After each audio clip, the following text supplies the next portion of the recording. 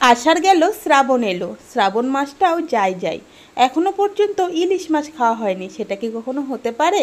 একদমই নয়। আর বর্ষাকাল মানেই ইলিশ মাছ, ইলশে গুড়ি ইলশে গুড়ি, ইলিশ মাছের ডিম। কে কে জানো? কার কার মনে পড়ছে ছোটোবেলার কথা? অবশ্যই কমেন্ট করে জানিও। তো চলো, আজকে আমি তোমাদের সাথে শেয়ার করব সর্ষে বাটা দিয়ে কিভাবে ইলিশ মাছ ভাপা করতে হয়। আর এই রেসিপিটা আমি কিন্তু একদমই বানাচ্ছি না, এটা বানাচ্ছে আমার ননদিনী। আমার ননদিনীর হাতের ইলিশ মাছ ভাপা জাস্ট অসাধারণ। তোমরা না খেলে এটা মানে কল্পনা করতে পারো না কত সুন্দর হতে পারে। তো চলো দেখতে থাকো। দিদিভাই এটাকে প্রথমে দেখতেই পেলে কাঁচা মাছের ভিতরে সর্ষে আর লঙ্কা বাটাটা দিয়ে দিয়েছে, এর মধ্যে বেশি সরঞ্জাম কিছুই দেয়নি।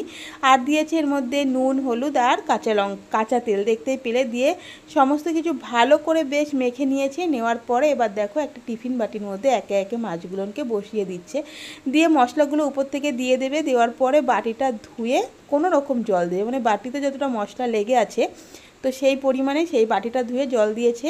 দেওয়ার পরে ভালো করে টিফিন বাটিটা আটকে দিয়েছে। দেওয়ার পরে কড়াইতে জল দিয়েছে, তেল বলছি। জলটা দেওয়ার পরে জল ভালো করে গরম হয়ে যাওয়ার পরে এবার বাটিটাকে বসিয়ে দিয়েছে। দেওয়ার পরে এবার ঢাকা দিল। দেওয়ার পরে দেখতেই পাচ্ছ এত সুন্দর হয়েছে যা কি বলবো। আজকে ইলিশ মাছ ভাপাটা খুব সুন্দর হয়েছে খেতে, জানো তো। তো চলো, আজকে এতটুকু কেমন লাগলো ইলিশ মাছ ভাপার রেসিপিটা তোমাদের শেয়ার করলাম, কমেন্ট করে জানিও। বা